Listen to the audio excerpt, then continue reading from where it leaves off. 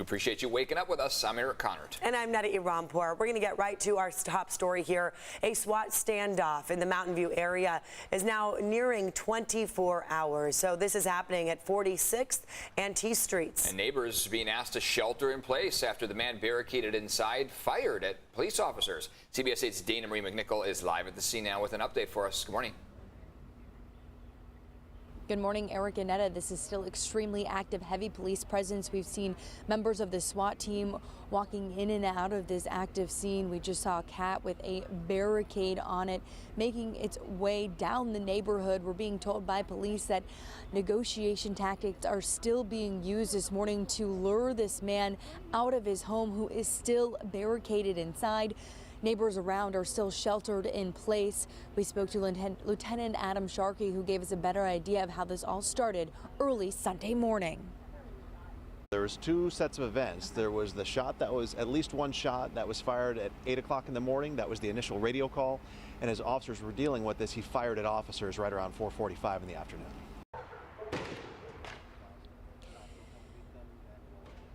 Now, when Lieutenant Sharkey told me officers responded yesterday morning, they tried to get the man to come outside.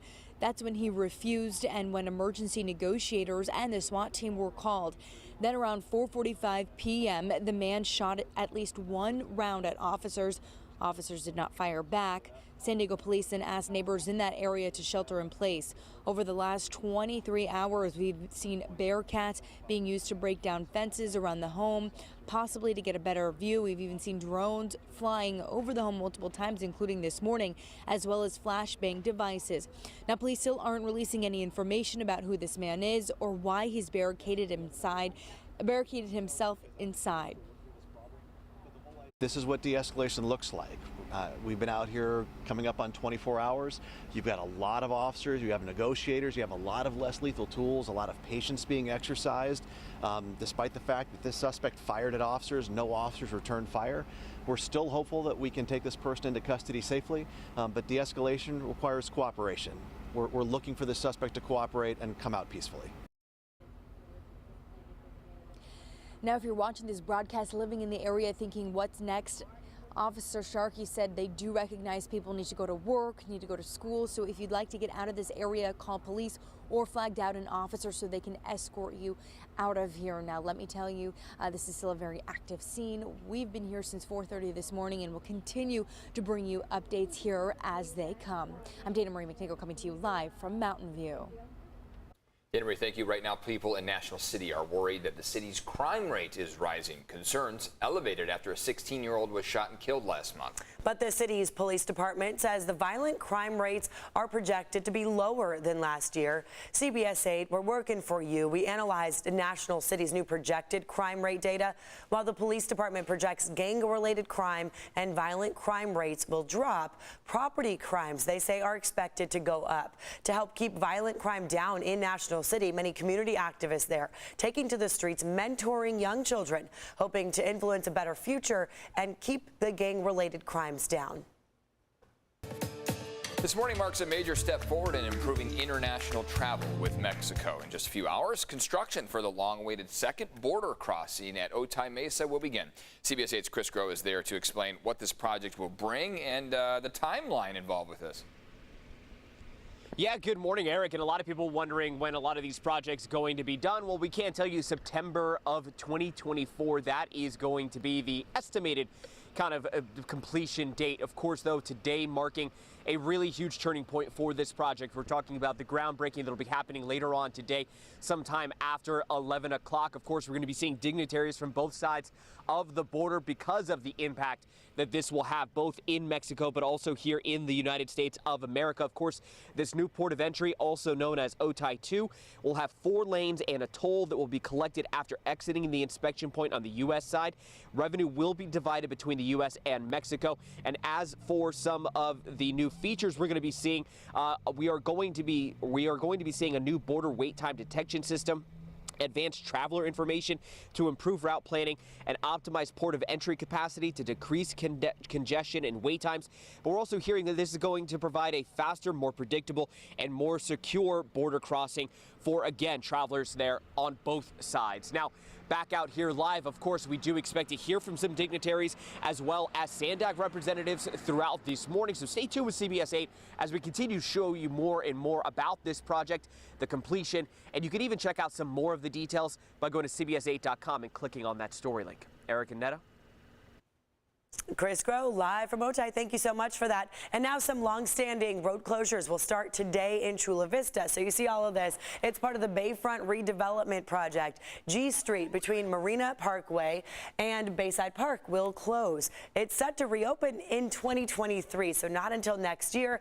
Quay Avenue south of G Street will be permanently shut. So to get to Bayside Park and Marine Group Boatworks, use H Street to Marina Parkway. There's H Street right there, and then that'll take you to Sandpiper Way, which will extend to and through the park by way of a temporary access road. So this will change things a little bit. Directional and detour signs will be posted there. 4 San Diego City pools will be closed indefinitely. This is because of a carbon dioxide shortage. Starting today, the pools at the Carmel Valley, Colina del Sol, Kearney Mesa, and Martin Luther King Jr. recreational centers will all be closed. They're all listed right there. So the issue is carbon dioxide. It's used to balance the acid level in chlorine pools. Without the necessary chemical, the pools just are not safe. The county says this nationwide shortage is being caused by supply chain issues made worse by the pandemic. CBS News has learned former President Trump's legal team is weighing whether to file a motion to seek the appointment of an independent official known as a special master to review and possibly return evidence collected during the FBI search of his Mar-a-Lago estate. This week, a Florida federal judge wants the Justice Department to prepare a redacted version of the affidavit that set off the FBI search at former President Trump's home. What's important about this affidavit is it will give us the information to understand how did the FBI justify raiding Mar-a-Lago and spending 9 hours in the president's house.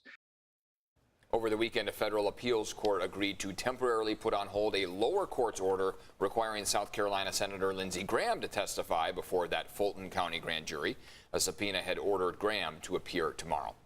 We are now learning Americans can expect a decision from the Biden administration on student loans in the next week or so. The pause on federal student loan payments is set to expire on August 31st. Well, right now there's an estimated $1.6 trillion in outstanding federal student loan debt. The average individual debt for 43 million borrowers comes out to about $29,000. President Biden has stated a blanket forgiveness for all borrowers is not on the table.